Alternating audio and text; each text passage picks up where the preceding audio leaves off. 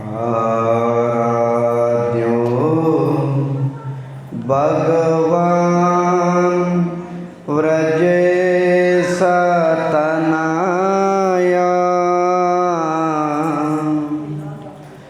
तद्धाम वृन्दावनं रम्या काचिदुपासना व्रजवदो वर्गेणया कल्पिता। श्रीमद्भागवतं प्रमाणममालं प्रेमा पुमार्दो महा श्रीचैतन्य महाप्रभो मतमिदं तत्रादरो न परा। वंशी विभूषितकरा नवनीरदावा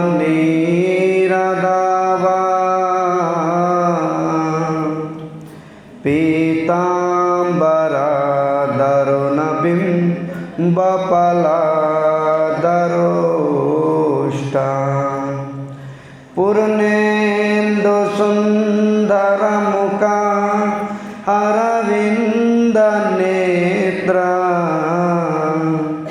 कृष्णात् परं किमपि तत्त्वहं न जाने। ॐ नमो भगवते वासुदेवाय।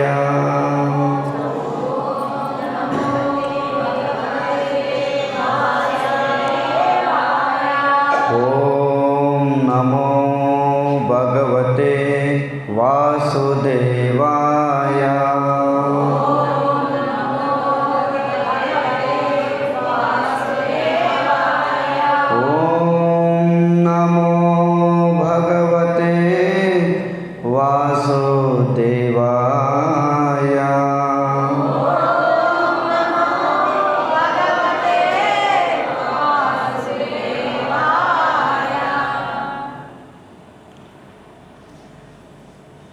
భాగవత సప్తాహకి 4వ రోజు చేసిన భక్తులందరికీ నా హృదయపూర్వక ప్రణామాలు.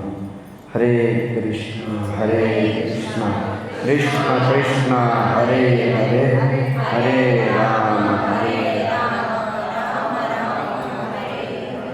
హరే కృష్ణ హరే కృష్ణ.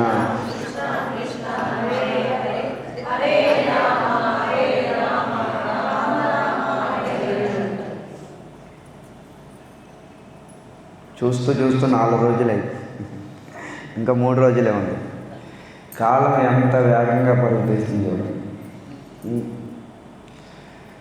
ఇది అన్నమాట. మనమందరం కూడా కాలం యొక్క కర్తృత్వలో చిక్కుబడి ఉన్నాము. పూర్ణ పురుషోత్తం ఒక్కడే ఈ కాలం నుంచి ముక్తి అయి ఉన్నాడు. మిగతా వాళ్ళందరూ కూడా కాలం యొక్క బంధంలోనే ఉన్నారు. అందరూ కూడా ఈ కాలం ఎలా వస్తుందో ఎలా పోతుందో కూడా ఎవరికి తెలియదు. అందుకనే శాస్త్రాలు చెప్తున్నవి ఏంటంటే కాలయాపన చేయకూడదు మనం. అదే ఇప్పుడు రోజుల్లో భాషలో చెప్తారేంటి, టైం పాస్ అంటారు. ఈ టైం పాస్ అనేది టైంను మనం పాస్ చేయట్లేదు, టైమే మనల్ని పాస్ చేస్తుంది.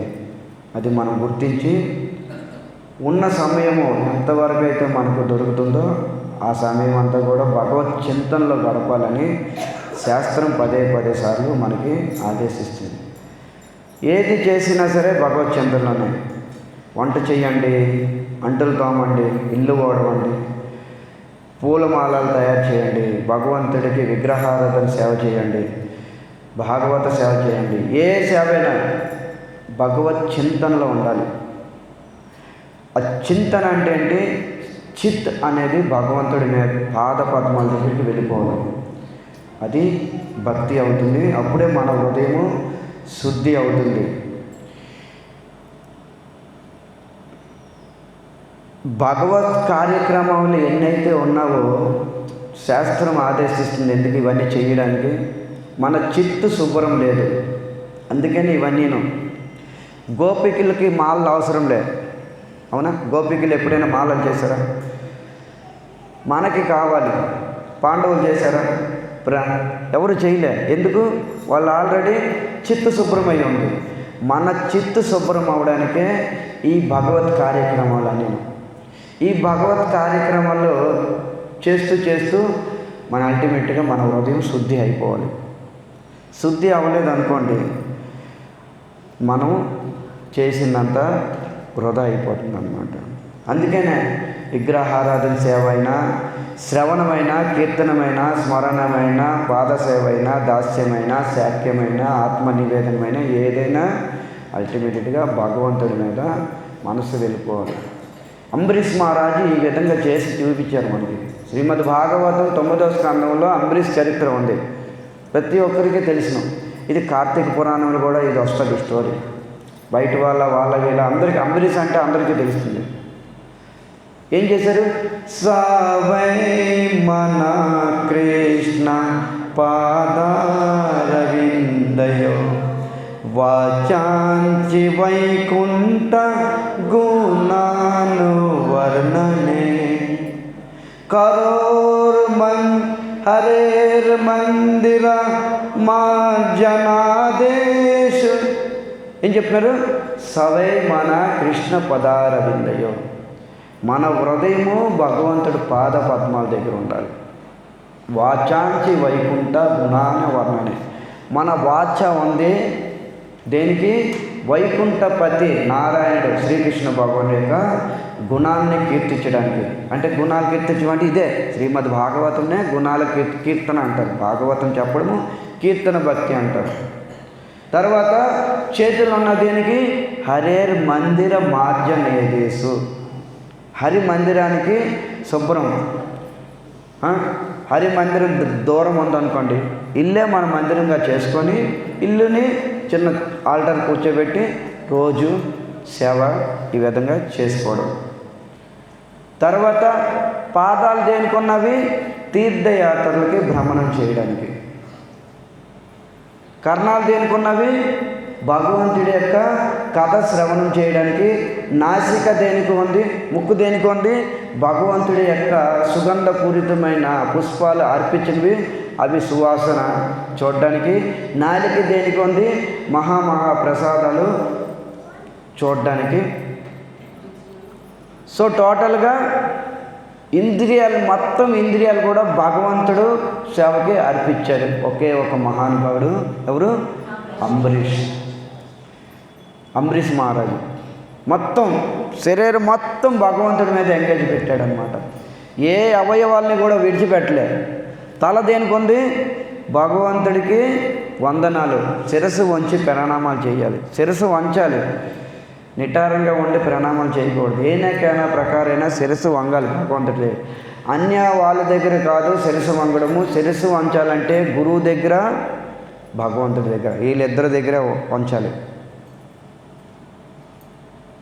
ప్రతి ఒక్క అంగం కూడా భగవంతుడి సేవకి ఉపయోగించాడు. ఇది భక్తి అంటే. భక్తి అంటే అన్నీ విడిచి ఏదో చేయడము ఇదేది కాదు. మన ఇంద్రియాల్ని భగవంతుడి సేవలో పెట్టాడు. ఇదే విషయము రూప గోస్వామి చెప్తున్నారు. ఋషికేశ సేవనం భక్తి ఉచ్యతే. భక్తి అంటే ఏం పెద్ద ఇదేం కాదు. భక్తి అంటే పెద్ద పర్వతం పగలగొట్టడం కాదు. భక్తి ఏంటంటే ఋషి, ఈ ఇంద్రియాలు, ఋషికేన ఈ ఇంద్రియాలు ఇచ్చిన వాడు ఋషికేశ సేవనం భక్తి ఉచ్యతే. తర్వాత ఏం చెప్తున్నారు? సర్వ ఉపాధి. నీవు ఎన్నైతే ఉపాధులు ఉన్నావో, ఉపాధులు అంటాం కదా భౌతికంగా, నేను లాయర్ని, నేను డాక్టర్ని, నేను పోలీసుని, నేను పలానా. నీ ఉపాధి నుంచి అన్నీ కూడా నిర్ముక్తం. నీ ఉపాధి నుంచి అన్నీ కూడా నిర్ముక్తమైపో. నువ్వు కేవలము భగవంతుడు దాసుడే. జీవేర స్వరూపాయ కృష్ణేర దాసు. నువ్వు ఒక దాసుడుగా ఈ ఇంద్రియాలతోని, ఇంద్రియాలకి స్వామి అయిన ఋషికేశ్కి సేవనం భక్తి ఉచ్యతే. అంతే. అది నువ్వు ఏ స్థితిలోనైనా చేయొచ్చు. ఇంటిలో కూర్చో, అడవిలో కూర్చో, మందిరాలు కూర్చో, ఎక్కడైనా దీనికి మించిన భక్తి లేదు. భక్తి అంటే ఇదే. ఇది చేస్తూ ఏంటి? కృష్ణుని కృష్ణుని ప్రేమించడమే భక్తి.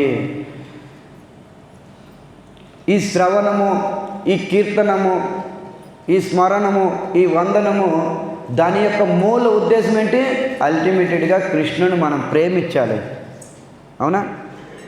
కృష్ణుడి మీద ప్రేమ అనురాగం రోజుకు రోజుకి పెరగాలి. ఆ భగవంతుడి మీద ప్రేమ పెరగలేదా? శ్రమ ఏవహి కేవలం. రుక్మిణీదేవి శ్రీకృష్ణుని ఎలా ప్రేమించింది? ఏ రోజు కూడా చూడలేదు కృష్ణుణ్ణి, ఏ రోజు కూడా భగవంతుని చూడలే. ఈవిడేమో మహారాష్ట్ర పుండరీపురంలో ఉంది, మహారాష్ట్ర. ద్వారకాలోమో శ్రీకృష్ణుడు అన్నాడు. ద్వారకా మహారాష్ట్ర చాలా దూరము. మరి ఆ రోజుల్లో ఏమైనా ఫేస్బుక్లు ఉన్నవా? యూట్యూబ్లు కానీ, ట్విట్టర్ కానీ, ఇన్స్టాగ్రామ్ అని. ఈరోజు అంటే అన్నీ చూస్తున్నారు. ఇన్స్టాగ్రామ్ నుండి పలానా మ్యారేజ్ కూడా సెట్ అయిపోతుంది ఫేస్బుక్ల ద్వారా, యూట్యూబ్ల ద్వారా, ఇవన్నీ. మరి ఆ రోజు ఏమైనా సదుపాయాలు ఉన్నవా? మరి శ్రీకృష్ణ భగవాన్ ఇప్పటికొచ్చి చూడలేదు. అసలు కృష్ణ అంటే ఎవరో తెలియదు రుక్మిణికి. మరి కృష్ణుడు కూడా తెలియదు రుక్మిణి అంటే ఎవరో. మరి వీళ్ళిద్దరి మీద ఎంత గాఢమైన ప్రేమ, ఆ ప్రేమ వివాహానికి దారితీసిందంటే ఎలా? శ్రుత్వాన్ గుణాన్ భువన సుందర శృణ్వతాంతే. భువన సుందరుడి కోసం పదే సార్లు విన్నది కృష్ణ కథలు, కృష్ణ యొక్క లీలలు, ఆ గుణాలు, ఆ మాధుర్య లీలలు అన్నీ విని ఎలా అయింది? నిర్లజ్జ హృదయము, నిర్లజ్జ, సిగ్గు విడిచి మనసు కృష్ణ వైపు పరుగు తీసిందంట. అలాగే మనము భాగవతం శ్రవణం చేసి మన మనసు ఎలా పరుగు తీయాలి? సిగ్గు వదిలి పరుగు తీయాలంట. ఎవరి దగ్గరికి? బయట పురుషుడు కాదు, పరమ పురుషుడు, పూర్ణ పురుషోత్తముడి దగ్గరికి సిగ్గు విడిచి పరుగు తీయాలి. ఇది సిగ్గు అన్నీ విడిచేయాలి. ఈ భాగవత కథామృతంలోకి వస్తే నాట్యం చేస్తే సిగ్గు ఉండకూడదు, కీర్తన చేస్తే సిగ్గు ఉండకూడదు, జపం చేసినా సిగ్గు ఉండకూడదు, శ్రవణం చేసినా సిగ్గు ఉండకూడదు. ఎందుకు? పరమ పురుషుడికి ఆనందం కోసం ఇవన్నీ చేస్తున్నాం మనం. ఇప్పుడు మీరు వింటున్నారు దేనికి? మీ ఇంద్రియ తృప్తి కోసం కాదు. మీరు వింటున్నారు, మీరు వైకుంఠం వెళ్తారు, ఓకే. కానీ దీని యొక్క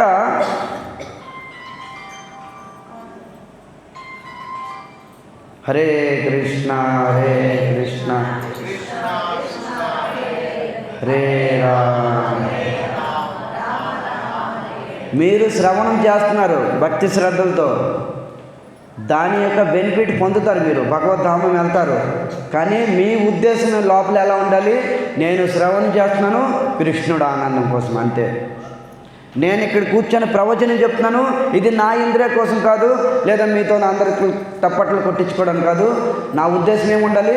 నా కృష్ణ హ్యాపీ, నేను హ్యాపీ, నా కృష్ణుడు ఆనందంగా ఉండాలి. ఆయన ఆనందం కోసమే మనం జపము చేస్తున్నాం కూడా, భగవంతుడు ఆనందం కోసమే. మనం వందనాలు పెడుతున్నాము, వందనాలు ఏ విధంగా పెట్టాలి? భగవంతుడు ప్రణామాలు ఎందుకు చేయాలి? నతోస్మి. శ్రీమద్ భాగవతంలో బ్రహ్మగారు 7వ స్కందంలో 8వ అధ్యాయంలో 34వ శ్లోకంలో నరసింహస్వామికి నతోస్మి అనంతయ దురంత శక్తయ అని ప్రణామాలు చేస్తున్నారు. బ్రహ్మ ప్రణామాలు చేస్తున్నారు. ప్రతి ఒక్కరు ప్రణామాలు కూడా ఒక అర్థం ఉంటుంది. ప్రతి ఒక్కరు కూడా ప్రణామాలు చేస్తారు, దండం పెడతారు.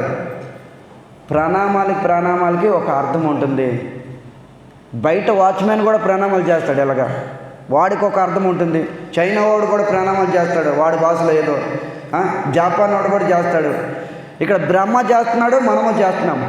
మరి ప్రతి ఒక్క ప్రణామానికి అర్థం ఉంటుంది. ప్రణామము దేనికి ఉద్దేశము? అక్కడ బ్రహ్మ చెప్తున్నారు ఏంటంటే, నతోస్మి అనంతాయ, ఏ కృష్ణ, ఏ నరసింహదేవ, మీ ఆనందం కోసము నేను నమస్కరిస్తున్నాను, అంతే. That's it. భగవంతుడు ఆనందమే మన ఆనందము. నిజేంద్రియ ప్రీతి వాంఛ తారణాం కాం, కృష్ణేంద్రియ ప్రీతి వాంఛ తారణాం ప్రేమ్. నీ ఇంద్రియ తృప్తి కోసం ఏది చేసినా అది కామ్యమే అవుతుంది, ప్రేమ అవదు. నిజ ఇంద్రియ, మన ఇంద్రియ తృప్తి కోసం ఏది చేసినా అది కామ్యమే అవుతుంది. ఈరోజు ఇంత పెద్ద ఏర్పాట్లు చేసాం మనమందరము, అది మన నిజ ఇంద్రియ కాదు.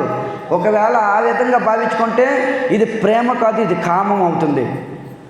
ఇది కామ్యమే అవుతుంది. కామం అంటే కోరిక తీర్చుకోవడానికి, ఏదో మీరు వచ్చారు, నేను ఏర్పాటు చేశాను, అది ఇది అయిపోయింది, ఏం ఫలితం ఉండదు, శూన్యమే, జీరో వచ్చేస్తుంది. కానీ అదే ఉద్దేశం ఏముండాలి? కృష్ణేంద్రియ ప్రీతి వంచ తారణం ప్రేమ్. కృష్ణ యొక్క తృప్తి కోసం నువ్వు ఏది చేసినా, స్వల్పం చేసినా అది ప్రేమే అవుతుంది. అదే శ్రేష్టమైన భక్తి. హరే కృష్ణ హరే కృష్ణ హరే హరే హరే రామ హరే రామ.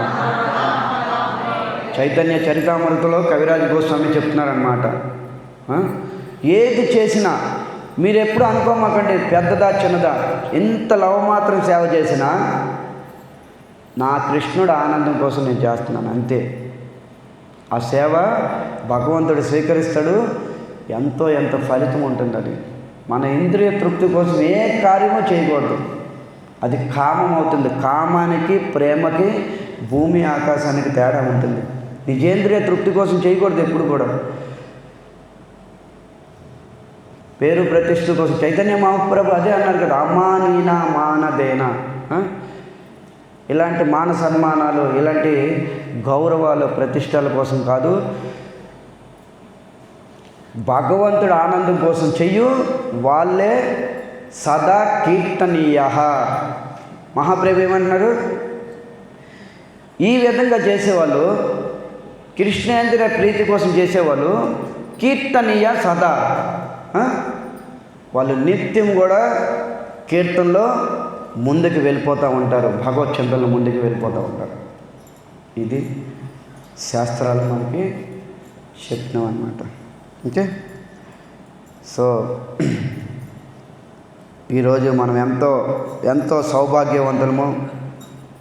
అలాంటి కృష్ణ కథామృతము ఈ జగన్నాథ పూరి ధామంలోని ఈ పురుషోత్తమ మాసంలోని మనం అందరం శ్రవణం చేస్తున్నామంటే ఇది ఆషామాస కాదు, ఇది నోటి ద్వారా ఎవరు వర్ణించలేరు. ఇంత పుణ్య సంపద లెక్క పెట్టలేరు మీరు. ఇది మనకు కనిపించదు. ఇది ఎప్పుడు కనిపిస్తుంది? అపవర్గం ప్రాప్తించినప్పుడు. భూలోకంలో జీవుడు ధర్మం చేస్తే ధర్మస్య అపవర్గస్య, ఇక్కడ చేసిన పుణ్యము జీవుడు వైకుంఠంలో అనుభవిస్తాడంట. భౌతికమైన పుణ్యము చేస్తే వెంటనే ఇక్కడే అనిపిస్తారు, ఏదో సుఖశాంతులు పొందడము, ఏదో ధనం పొందడము, ఈ విధంగా అన్నమాట. సో ఆధ్యాత్మికమైన ఏదైనా భగవత్ సంబంధించిన క్రియాకార్యాలు ఏవైనా చేస్తే అది భగవత్ లోకాలకు వెళ్ళిన తర్వాత జీవుడు ఆ యొక్క పుణ్యఫలాన్ని అక్కడ అనుభవిస్తారని శ్రీ సూత గోస్వామి నైమిసారణ్యంలోని శ్రీమద్ భాగవతంలో చెప్పడం జరుగుతుందంట. సో మనం అందరం కూడా ధన్యులం అన్నమాట. ఎవరు వర్ణించలేరు ఈ మాసము. ఈ భగవంతుడితో సమానం అయిపోయింది ఈ నెల. నేను చెప్పుకున్నాం కదా, ఎన్ని వరాలు ఇచ్చాడు, ఒకటా రెండా, ఎన్ని వరాలు ఇచ్చాడు. లాస్ట్కి ఏం చెప్పాడు? నాతో సమానము, నాకు ఎలాగైతే ఈ ముల్లోకాల కీర్తి ఉందో నాతో సమానము. కేవలం అధిక మాసం, పురుషోత్తమ మాసము ఈ భూలోకంలోనే కాదు, పేరు ప్రతిష్టలు. ఈ అధిక మాస వ్రతము, ఈ అధిక మాసంలో చేయవలసిన పూజా విధి, శ్రవణ కీర్తనల భక్తి 3 కోటి దేవతలు కూడా చేస్తారని శాస్త్రం ఘోషిస్తుంది. తెలిసిందా? ఇది కేవలం మన మానవులకే కాదు, మీరు అనుకోమాకండి. అక్కడ ఇంద్రుడు కూడా కూర్చొని శ్రవణం చేస్తాడు. అక్కడ సచీమాత, ఇంద్ర, చంద్ర, వరుణ, సమస్త 33 కోట్ల దేవి దేవతలందరూ కూడా ఈ పురుషోత్తమ మాసము యొక్క విధి విధానము అన్నీ చేస్తారు. ఇది పురుషోత్తమ మాసం యొక్క వైభవం. ఆ పురుషోత్తముడు ఎవరో కాదు, సాక్షాత్తు శ్రీకృష్ణ భగవానుడు. తర్వాత అదే శ్రీకృష్ణ భగవానుడు తన లీలలు అయిపోయిన తర్వాత ద్వాపరయుగంలో, కలియుగంలో జగన్నాథ స్వామిగా వచ్చాడనమాట. తాను ఒంటరిగా రాకుండా తన అన్నని తోడు తెచ్చుకున్నాడు బలభద్రుని. తర్వాత తన చెల్లెల్ని తోడు తెచ్చుకొని ఈ కలియుగంలో ఎన్నో లీలలు నిదర్శనంగా అందరికీ చూపించడం జరుగుతుందన్నమాట. జై బోలో జగన్నాథ్ భగవానికి, జై బోలో పురుషోత్తమ మాస్ వైభవంకి, జై బోలో పురుషోత్తమ మహాప్రభుకి. నితాయ గౌర ప్రేమానందే హరి హరి బోల్. సో చైతన్య మహాప్రభు పురుషోత్తముడే, ఆయన స్వయం ఈశ్వరుడే, ఆయన విష్ణు కాదు.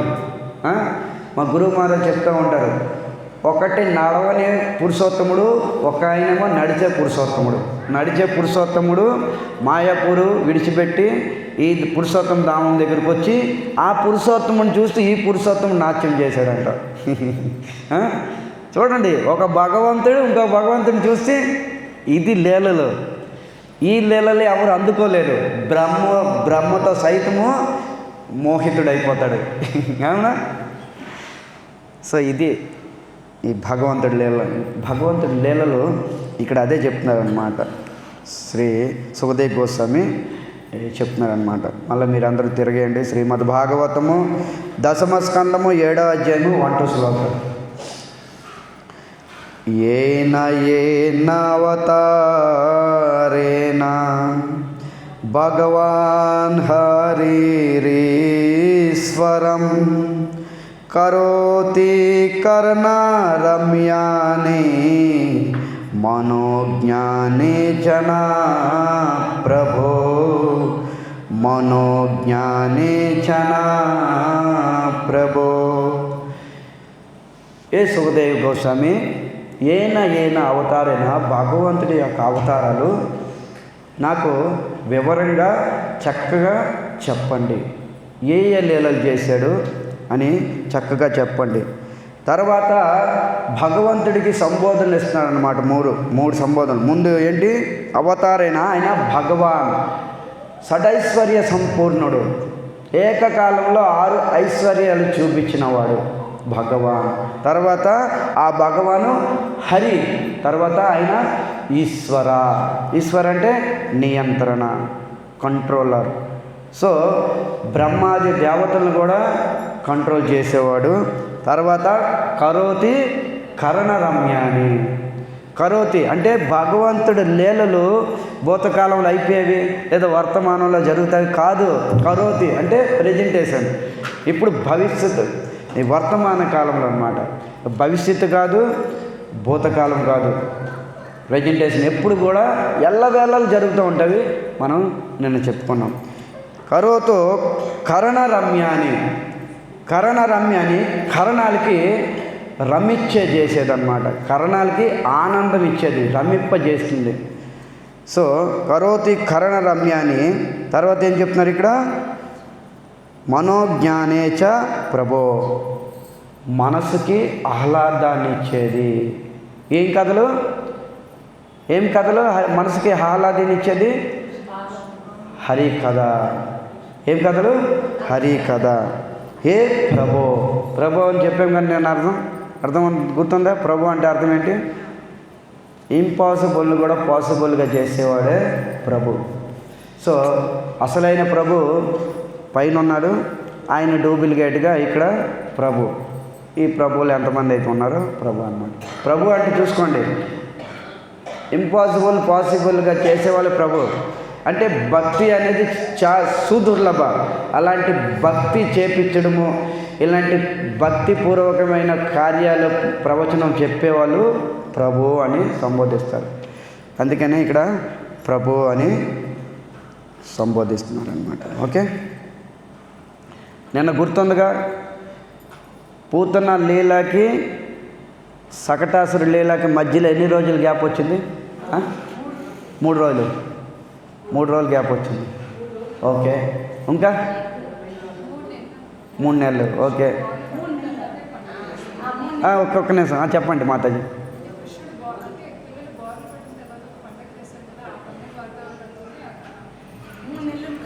ఓకే, ఇంకా ఇంకెవరు చెప్తారు? Right answer. హరే కృష్ణ హరే కృష్ణ కృష్ణ. మాతాజీ కోసం చెప్పండి అందరూ హరే కృష్ణ మంత్రం. హరే కృష్ణ.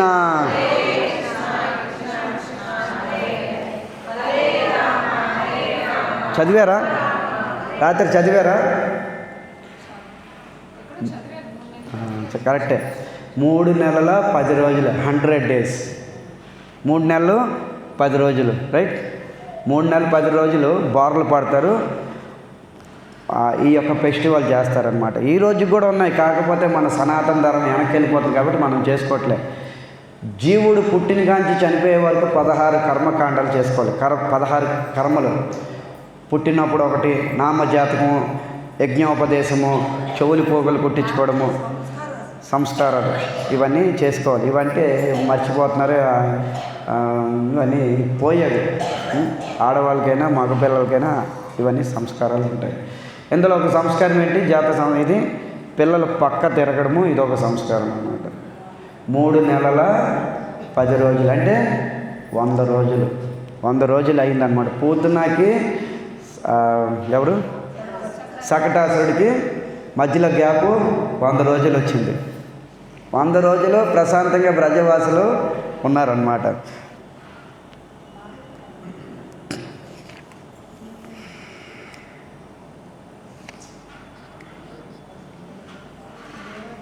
తర్వాత యత్ శృణ్వతో పైత్యరతిర్వితృష్ణ సత్యం చ శుద్ధ్యత్త అచిరేణ పుంస భక్తిర్హరో తత్పురుషేశ సాఖ్యం తదేవాహారం వద మన్యసే చేత్. తర్వాత ఏం చెప్తున్నారు పరీక్షిత్ మహారాజు?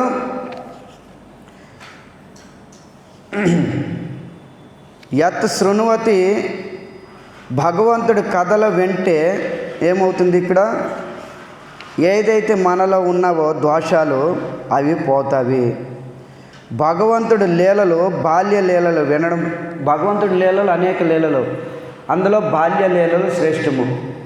ఆ బాల్య లీలలు కూడా దామోదర లీలలు శ్రేష్టమని శాస్త్రం చెప్తుంది. యత్ శృణ్వత్ అంటే 10 సార్లు వినడము. అంతేగాని ఏదో తిరునావర్త కథ ఒకసారి విన్నాము అయిపోయింది, పూతన్న కథ విన్నాము అయిపోయింది, శకటాసురుడు, బకాసురుడు, కేసి, ఆ దామోదర లీల ఒక్కసారి వినడం కాదు. ఇక్కడ ఏం చేస్తే యత్ శృణ్వతి అంటే అర్థం ఏంటి? దాని యొక్క అర్థము 10 సార్లు వినాలి. 10 సార్లు వినడం ఏమవుతుందంటే మన మనసులో ముద్ర పడిపోతుంది, మనం మర్చిపోము జీవితంలో. మనకేంటంటే అలవాటు తెలుస్తుంది, ప్రభు నిన్నే కాబట్టి చెప్పారు ప్రభు, మళ్ళీ కొత్త లీల స్టార్ట్ చేయండి ప్రభు. ఈ లీల నేను చెప్పాము, ఈరోజు మర్చిపోయాం మనము. అందుకనే భగవంతుడి లీలలో 10 సార్లు వినాలంట. ఏదైనా సరే ఒకే లీల 10 సార్లు. మీకు తెలుసా ధ్రువ చరిత్ర, ప్రహ్లాద చరిత్ర మహాప్రభు కొన్ని 100 సార్లు వినేవాడు. మహాప్రభు గంభీరలో ఉన్నారు. ఎప్పుడైతే నవద్వీప్ మాయాపూర్ ధామం విడిచిపెట్టేసి సన్యాసం స్వీకరించి ఇక్కడ ఉన్నారో గంభీరలో, ఆ గంభీరలో ఉన్నప్పుడు రాధాభావంలోకి వెళ్ళిపోయినప్పుడు అంత్యలీలలోని రాధాభావంలోకి వెళ్ళినప్పుడు స్వరూప్ దామోదర్ దగ్గరికి, గదాధర్ పండిత్ దగ్గరికి, వీళ్ళందరి దగ్గరికి వెళ్ళి, ఏ స్వరూప్ నాకు భాగవతం చెప్పు, మీరు భాగవతం చెప్పండి నేను వింటాను.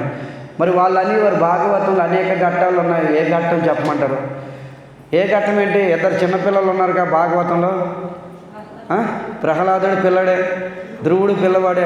ఆ పిల్లల చరిత్ర చెప్పనేవాడు. సో ధ్రువ చరిత్ర 100 సార్లు వినేవాడంట, ప్రహ్లాద్ చరిత్ర 100 సార్లు. ఎలా?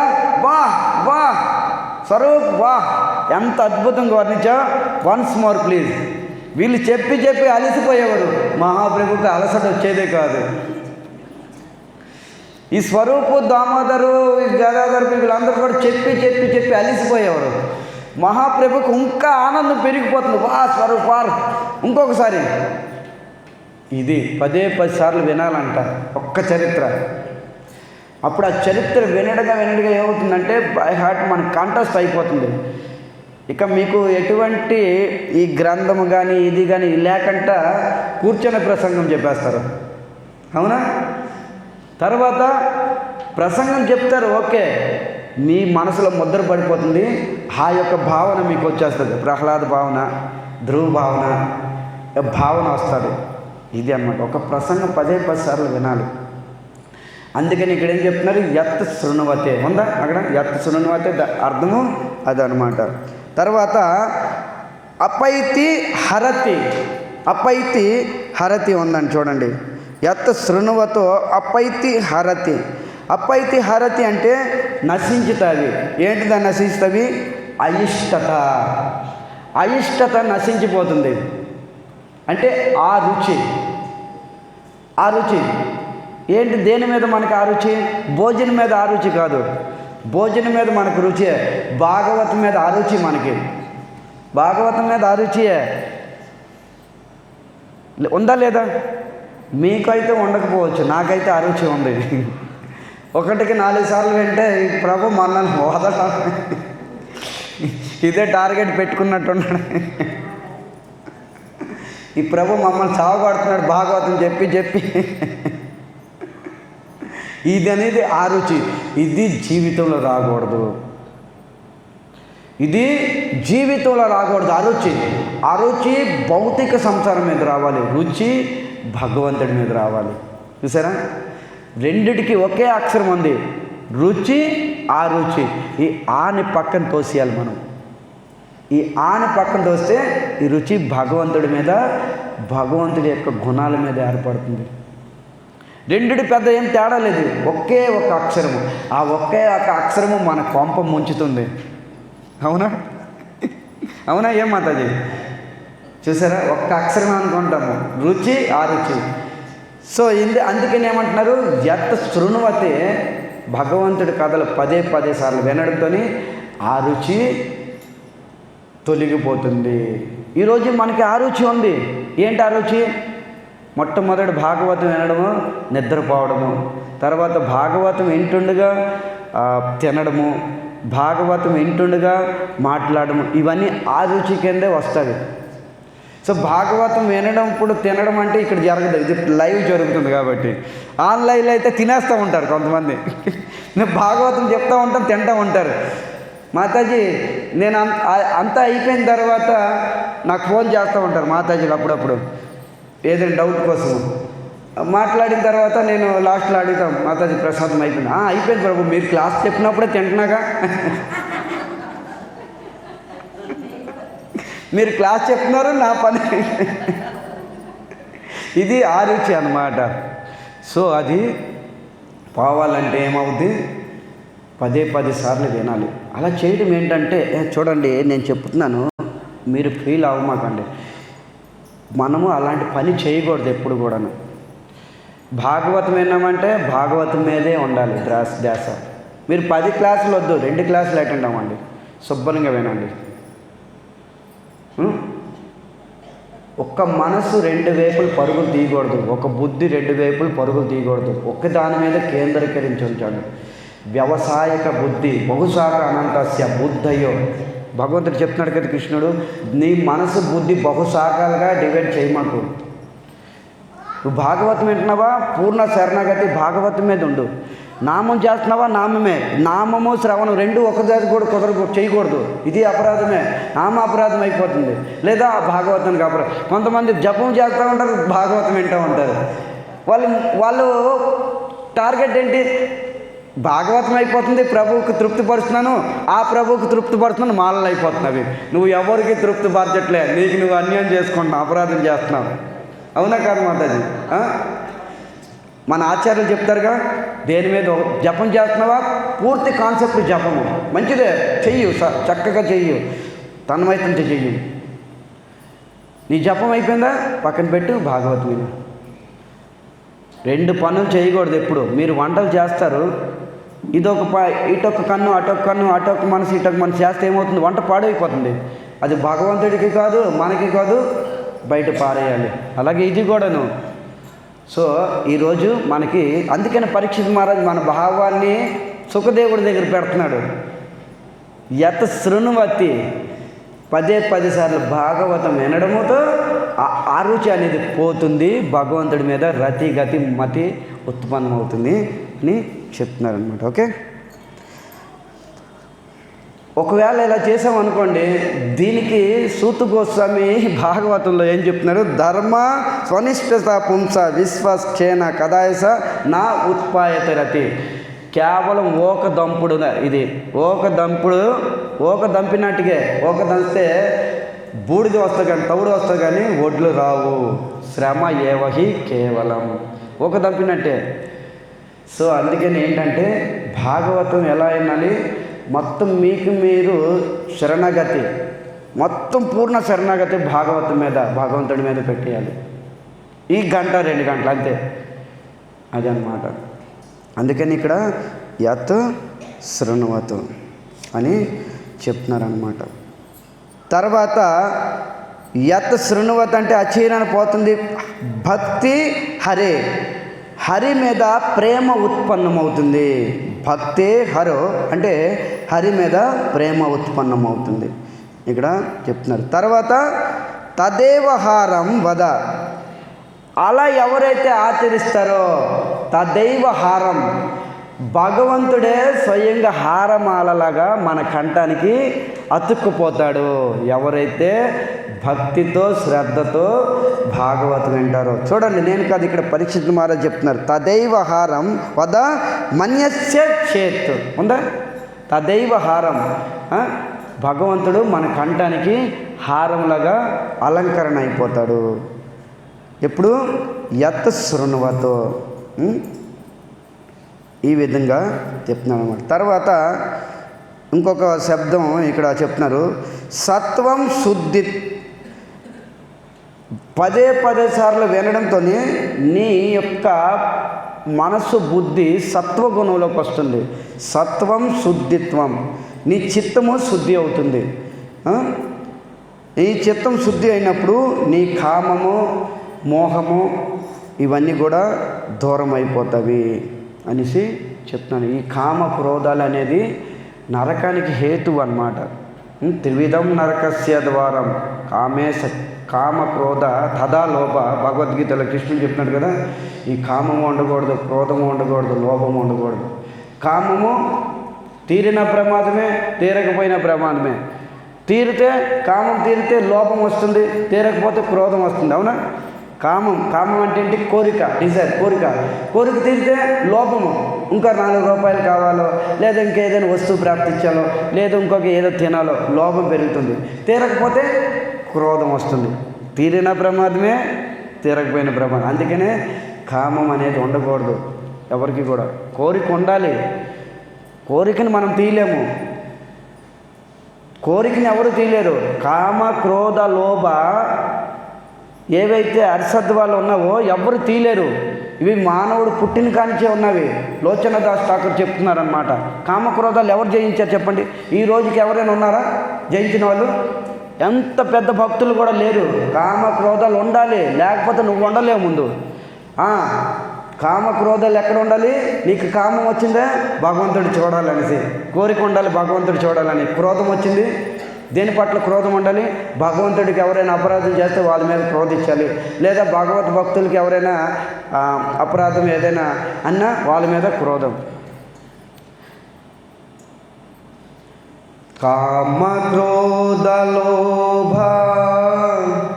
మదమాచర్య గంధ స్థానే నియుక్త కరిబో. కామ క్రోధ లోపాలు వాటి స్థానాల్లో పెట్టాలి. లోపము భగవంతుడి కోసం ఉపయోగించాలి. కామం భగవంతుడి కోసమే, క్రోధము భగవంతుడి కోసమే. లోచన్ దాస్ ఠాకూర్ చెప్తున్నారన్నమాట. అంతేగాని కామం నుంచి ముక్తి అవడం కాదు. ఇవన్నీ టెక్నిక్ తెలియట్లే, ఆచార్యులు చెప్పిన టెక్నిక్ తెలియట్లే. అందుకనే సరిగా అర్థం అవ్వక కామం నుంచి ముక్తి కామం ముందు నువ్వు ముక్తావు. కామం నుంచి చెప్పేవాళ్ళు ముక్తి అవ్వమనండి. కామం నుంచి ఎవరైతే ప్రసంగం చెప్తున్నారో వాళ్ళే స్వయంగా కామం నుంచి ముక్తి అవ్వలేరు. మనకు చెప్తారు కామం నుంచి ముక్తి అయిపోనేసి. కామం నుంచి ఎవరు ఉన్నారు ముక్తి అయ్యేవాళ్ళు? అలాంటి వ్యక్తులు ఎవరైనా ఉన్నారా? అందుకనే ఈ కామ క్రోధ లోపాలన్నీ కూడా వాటి యొక్క స్థానాల్లో ఉపయోగించుకోవాలి అనేసి చెప్తున్నారు. తర్వాత ఇక్కడ చెప్తున్నారు పరీక్షిత్ మహారాజు 3వ శ్లోకంలో తీయండి.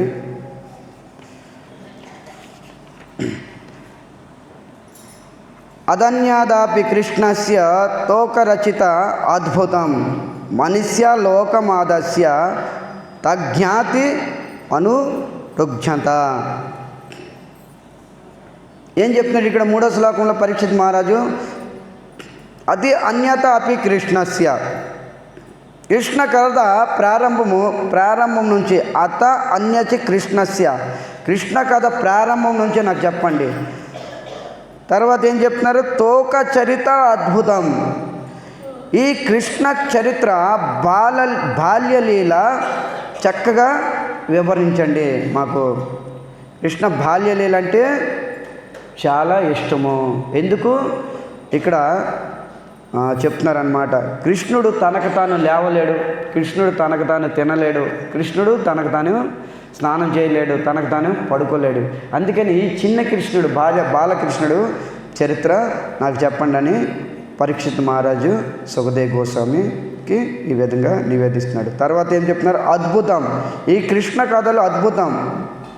ఏంటి అద్భుతము అడిగామనుకోండి పరీక్షిత్ మహారాజుకి. తర్వాత చెప్తున్నారంటే మనుష్యాం లోకమాదస్య అద్భుతం. ఏంటిది అద్భుతం? తతజాతి. చూడండి ఇక్కడ ఒక తమాషా చూడండి, చాలా అద్భుతం. భగవంతుడు షడైశ్వర్య పూర్ణుడు, భగవంతుడు షడైశ్వర్య పూర్ణుడు. ఈ లోకంకి వచ్చినప్పుడు ఎలా వస్తాడు? షడైశ్వర్యంతో వస్తాడా భగవంతుడు? ఎలా వస్తాడు? ఈ భౌతిక ప్రపంచ భూలోకానికి భగవంతుడు జన్మించినప్పుడు ఎలా వస్తాడు? ఏ భావంతో వస్తాడు? ఎలా వస్తాడు? ఆయన స్వరూపం ఎలా ఉంటుంది? ఆయన ఐశ్వర్యాన్ని ప్రకటిస్తాడా? ఆయన తేజస్సుని ఎలా వస్తాడు? ఒక సాధారణ ఒక మనిషిలాగా జన్మిస్తాడు. రైట్, ఇక్కడ అదే అంటున్నారు.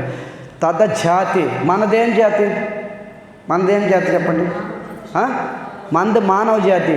అందుకనే మానవుడిగా ఒక సాధారణ మానవుడిగా వస్తాడు. భగవంతుడని నేను రాడు ఆయన. నేను భగవంతుడిని, ఐశ్వర్యపూరితమైనని, నేను తేజస్సు సంపన్నుడి, ఆ భావం అన్నీ ఆ ధామంలో విడిచిపెట్టేస్తాడు. ఇక్కడ తదజాతి, ఆ జాతికి అంటే మానవ జాతికి సుఖాన్ని ఇవ్వడానికి, ఆనందాన్ని ఇవ్వడానికి, ప్రేమించడానికి భగవంతుడు మానవుడిగా వస్తాడు. ఎందుకు? భగవంతుడు వేరే జాతిగా రావచ్చు, దీనికి కారణం ఉంది. ఒక మనిషి జాతి మనిషినే ప్రేమించగలము. ఒక కుక్క జాతి కుక్కనే ప్రేమించగలదు, తన జాతినే ప్రేమిస్తుంది. గాడిద వెళ్ళి కుక్కను ప్రేమించదుగా? గాడిద ప్రేమిస్తుందా? కుక్క వెళ్ళి నక్కను ప్రేమిస్తుందా? ఎందుకు? దాని జాతి కాదు. అలాగే మనము ప్రేమించాలంటే మనిషినే. అలాగే భగవంతుడు మనిషిగా వస్తాడు. అందుకని ఇక్కడ అద్భుతంగా ఈ విషయం చెప్తున్నారు. తద్ద జాతి, మనది మనిషి జాతి. అందుకనే భగవంతుడు మనిషి జాతిగా వస్తాడు. దేవత కూడా రాడు, దేవతా స్వరూపంగా కూడా రాడు భగవంతుడు. ఎంత అద్భుతం! ఇవే అర్థం చేసుకోవాల్సిన భాగవతంలో మర్మ రహస్యాలు.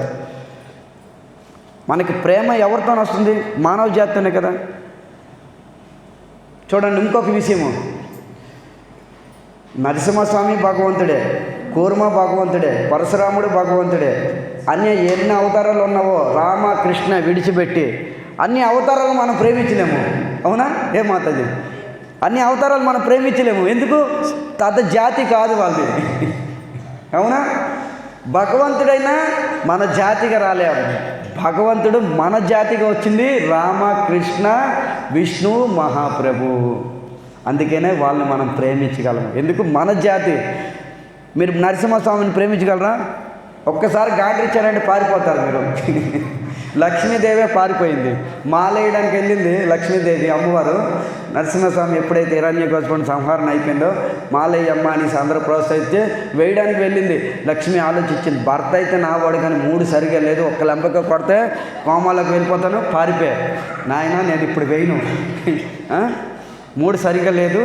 ఇది వరహస్వామి పంది అవతారానికి మనం ప్రేమించగలమా? చేపను ప్రేమించగలమా? చెప్పండి. ఎంత ఇది ఈ వాటి నాకు చూస్తే నాకు ఆనందం వచ్చింది ఈరోజు. తద్ద జాతి. ఒక శ్రీరాముడిని ప్రేమించగలము, శ్రీకృష్ణుని ప్రేమించగలము, తర్వాత శ్రీ చైతన్య మహాప్రభుని, రామకృష్ణ విష్ణు మహాప్రభు. ఇది తద్జాతి అన్నమాట. ఇది ముఖ్యం. అందుకనే శ్రీకృష్ణుడు మనకి ఆనందాన్ని మనల్ని ప్రేమించడానికి మన జాతిగా వస్తాడు. ఇది పురుషోత్తముల యొక్క స్వభావం. ఈ జాతిగా వచ్చి ఈ ప్రకృతి అంతా కూడా రమిస్తారు, ఎక్కువగా మానవులు ప్రేమిస్తారు. అందుకనే ఇక్కడ చెప్తున్నారన్నమాట. ఓకే, ఇప్పుడు ఈ విధంగా సుఖదేవ్ గోస్వామికి ప్రశ్నించగా 4వ శ్లోకం నుంచి సుఖదేవ్ గోస్వామి ఈ యొక్క ఫెస్టివల్ కథ ప్రారంభించినారు. శ్రీ సుఖవాచ కదాచిదౌత ఔస్థానిక. ఈ ఫెస్టివల్ పేరు గుర్తుంచుకోండి, ఔస్థానిక ఫెస్టివల్ అంట. కదాచిత్ అంటే ఒకప్పుడు, ఒకానొకప్పుడు. ఏంటిది ఆ సమయము? శ్రీకృష్ణుడు 3.5 నెలలు అంటే కరెక్ట్గా 100 రోజులు గడిచామన్నమాట. కరెక్ట్గా 100 రోజులు గడిచిన తర్వాత జన్మ వృక్ష యోగ, ఒక మంచి యోగము వచ్చింది. ఆ యోగంలోని 3 నెలల 10 రోజులు శ్రీకృష్ణుడికి నిండేవి. నిండిన తర్వాత పక్క తిరగబడ్డాడు శ్రీకృష్ణుడు. పిల్లలు పక్క తిరిగారంటే శాస్త్రం కూడా చెప్తుందని చూడండి. పిల్లలు అంతవరకు స్ట్రైట్గా తిన్నగా పడుకుంటారు. ఎప్పుడైతే పక్క తిరుగుతారో అప్పుడు తల్లులు అందరూ కూడా ఊహించుకోలే, పిల్లడు ఆరోగ్యంగా ఉన్నాడు. పక్క తిరగలేదా ఆరోగ్యంగా లేనట్టే శాస్త్రం చెప్తుంది. అందుకనే 3 నెలలు ఈ విధంగా గడిచిన తర్వాత పక్క తిరిగాడో లేదో చెక్ చేసుకోవాలి.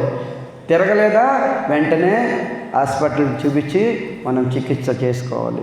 లేదంటే ఏదో అనారోగ్యం ఉంది బిడ్డకి అని గమనించి. ఈరోజు మన కృష్ణుడు ఆరోగ్యంగా ఉన్నాడు, ఎటువంటి అనారోగ్యం లేదు. మన కృష్ణుడికి ఆరోగ్యంగా ఉన్నాడు కాబట్టి 3.5 నెలలకే చక్కగా తిరగబడిపోయాడు. ఈ తిరగబడిన సందర్భంగా మనమైతే తిరగబడ్డాడని తప్పట్లు కొడతాము, వాళ్ళు తప్పట్లు కొట్టలే, పెద్ద పండగ చేసుకున్నారు. ప్రతి ఒక్కటి కూడా పండగ. ఈ విధంగా కృష్ణుని మాధ్యం చేసి అంత పండగ చేసుకున్నారు. గోకుల ఉత్సవం, కృష్ణుడు పుట్టాడు ఉత్సవం. తర్వాత కృష్ణుడు పుట్టిన తర్వాత ఎన్నో దాన ధర్మాలు చేశారు. ఎన్నో గోమాతల దానం, స్వర్ణదానం, భూదానం, గోదానం అన్నీ చేశారు నందుడు. ఈ విధంగా ప్రతిదీ కూడా పండగ చేసుకోవాలి. బ్రాహ్మణులతోని వైష్ణవులతోని సమకూర్చుకొని మంచి పండగ చేసుకోవాలన్నమాట. ఈరోజు కూడా యశోద నంద ఈ విధంగా చేస్తున్నారంట, పెద్ద ఉత్సాహం చేసుకున్నారు. జన్మ రక్ష యోగే సమావేత యోషితం. అందరూ కలిసి చేసుకున్నారు పండగ. చూడండి ఇక్కడ చెప్తున్నారనమాట సుఖదేవ్ గోస్వామి. జన్మ రిక్ష యోగ సమావేత యోషితం. అందరూ ఆడవాళ్ళు మగవాళ్ళని ఆడవాళ్ళు కలిసి ఈ పండగ చేసుకున్నారు. విదిత్ర గీత, వివిధ వాయిద్యాలతోని, మంగళ వాయిద్యాలతోని ఈ ఫెస్టివల్ చేసుకున్నారు. ఔస్థానిక సంస్కారం దీన్ని అంటున్నారు సుఖదేవ్ గోస్వామి. ఔస్థానిక సంస్కారము. ఈ సంస్కారంలో 5 విశేషాలు ఉన్నాయి చూడండి. ఈ ఫెస్టివల్ ఎలా చేసుకోవాలి, ఈరోజు కూడా మనం చేసుకోవచ్చు. 5 కార్యాలు చేయాలి. మొట్టమొదటి బాలకుడికి చక్కగా స్నానం చేయించాలంట. తరువాత ఇష్టదేవత పూజ చేయాలి. చూడండి, ఇష్టదేవత ఇందాక అన్నాం కదా, ఇష్టదేవత వదలకూడదు. శ్రీకృష్ణుడి యశోద నంద ఆచరించి చూపించారు, మనం తిరస్కరించకూడదు. మన ఇష్టదేవత, మన కులదేవత ఎవరైతే ఉంటారో వాళ్ళని మనం తిరస్కరించకూడదు. మొట్టమొదటి ఏంటి, నెంబర్ 1 బాలకుడికి చక్కగా స్నానం చేయించారు, ఇష్టదేవత పూజ చేయించారు. 2 మంత్రాలతో బాలకుడికి శృంగారం చేశారు. చక్కగా మంత్ర ఉచ్చారణతో బాలకుడికి శృంగారం అంటే అలంకరణ చేశారు. 3 వాయిద్యాలతో గంగా తటానికి తీసుకొని వెళ్ళారు. వాయిద్యాలు అంతవరకు పిల్లాడిని బయటికి తీసుకెళ్ళకూడదు. ఈరోజు కూడా అంటారు కదా, పిల్లడు బయట తీసుకెళ్తే ఏదేదో కన్ను దిష్టి పడుతుంది అది ఏదో అంటూ ఉంటారు కదా. ఈ 3 నెలల తర్వాత ఎప్పుడైతే ఔష్టిక పండుగ వస్తుందో 3 నెలల 10 రోజులు అప్పుడు బయటికి తీసుకెళ్ళాలంట. గంగా ఒడ్డుకి వాయిద్యాలతోని తీసుకొని వెళ్ళారు. తర్వాత బంధుమిత్రులందరినీ కూడా ఇన్వైట్ చేయాలి. బంధువుల్ని, మిత్రుల్ని, స్వజనుల్ని, వాళ్ళని వీళ్ళని. తర్వాత బ్రాహ్మణ్ణి పిలిపించారు. 4 ఇంటికి వచ్చిన తర్వాత హారతి ఇవ్వాలి. పిల్లవాడికి చక్కగా హారతి ఇవ్వాలి.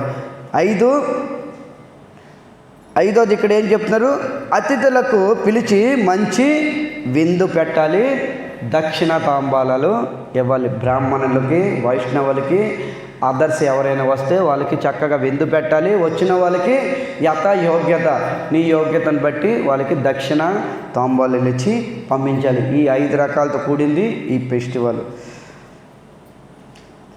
తర్వాత ఏం చెప్తున్నారు, ద్విజన్మవాచకై బ్రాహ్మణులకు పిలిచి మంత్ర ఉచ్చారణ చేపించారు. చకార సునో అభిషేక సతి. తర్వాత ఈ విధంగా అందమైన ఫెస్టివల్ చేశారనమాట. ఇక్కడ చెప్తున్నారనమాట. తర్వాత ఇక్కడ ఒక శబ్దాన్ని ప్రయోగించారనమాట. చకార మనోర్హతి అభిషేకం సతి. సతి అంటే సుఖదేవ్ గోస్వామి సతి అన్నారు. చూడండి, సతి అంటే ఎవరు?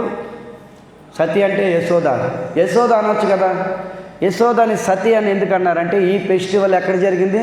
అత్తగారింట్లో జరిగిందా, అమ్మగారింట్లో జరిగిందా? కాదు, అత్తగారింట్లో జరిగింది. అదే మరి మీరు ఏమనుకున్నారు, మొదటి కానుపు అమ్మగారింట్లోనే ఉంటారు కదా. సో అదే అత్తగారింట్లో కాదు, అమ్మగారింటికి వెళ్ళి డెలివరీ అవుతారు. ఈ కానుపు ఈ సందర్భంగా ఫెస్టివల్ చేస్తారు. కానీ యశోద సాత్వి నారి, భర్తను విడిచి ఏ కార్యం చేయలేదు. అందుకని నేను అత్తగారింటికి వెళ్ళను, ఇక్కడే కంటాను, ఇక్కడే కనిన పిల్లవాడికి నేను పండగ చేస్తాననేసి చేసింది. అందుకని అక్కడ యశోద అనకుండా సతి అన్నారనమాట. చూసారు ఎంత అర్థముందా? మీ ఆలోచన ఏముంది, భౌతికంగా అత్తగారి ఇంటికాడే డెలివరీ అవుతారు, పండగ ఉత్సవం ఈ నామకరణం ఇవన్నీ చేస్తారని మీరు ఆ విధంగా అన్నారు. కానీ యశోద మనలాంటి కాదు కదా, భర్తని విడిచిపెట్టి ఏ కార్యం కూడా చేయలేదు. అందుకని సతి అన్నారు ఆవిడని. లేదంటే యశోద అనేవారు. సతి ఎవరిని అంటారు? భర్తని విడిచిపెట్టి ఏ కార్యం కూడా చేయకూడదు, వాళ్ళు సతిగా అంటారు. సుఖదేవ్ గోస్వామికి మతిపోయి అనలే, లేకపోతే యశోద అనొచ్చు, లేదా నంద పత్ని అనొచ్చు. సతి ఎందుకు అన్నారు? చూడండి, ఇదే సంస్కృతి అర్థము. మీకు ఈ అర్థాలన్నీ దొరుకుతావా? ఆచార్యుల యొక్క అడుగుజాడల్లో నడిస్తేనే దొరుకుతాయి. అందుకనే ఇక్కడ సతి అన్నారన్నమాట. తర్వాత రెండో అర్థం ఇక్కడ ఆచార్యులు చెప్తున్నారు ఏంటంటే, అన్ని కార్యాలు చేయగల సమర్థత కలిగేది యశోద. అన్ని కార్యాలు చేయగల సమర్థత కలిగేది. 3 సతి అంటే స్వయంగా శ్రీకృష్ణుడికి స్నానం చేపించింది. అందుకనే సతి అని వివరంగా ఇక్కడ చెప్తున్నారు అన్నమాట. సో ఈ విధంగా చక్కగా స్నానపానాలు చేపించి, విందుగట్ట చేపించి చెప్తారు. 5వ శ్లోకంలో సుఖదేవ్ గోస్వామి ఈ విధంగా చెప్పారు. నందస్య పత్ని కృతమాజ్ఞనాజికం. ఇక్కడ చెప్తున్నారనమాట. నందస్య పత్ని, నంద మహారాజు భార్య ఏం చేస్తుంది? ఇక్కడ కృతమాజ్ఞ వాజికం, నందకుమారుడికి స్నానం చేపిస్తుంది. నందకుమారుడైన శ్రీకృష్ణుని స్నానం చేపిస్తుంది. ఇక్కడ నంద పత్ని అని ఎందుకు అన్నారు?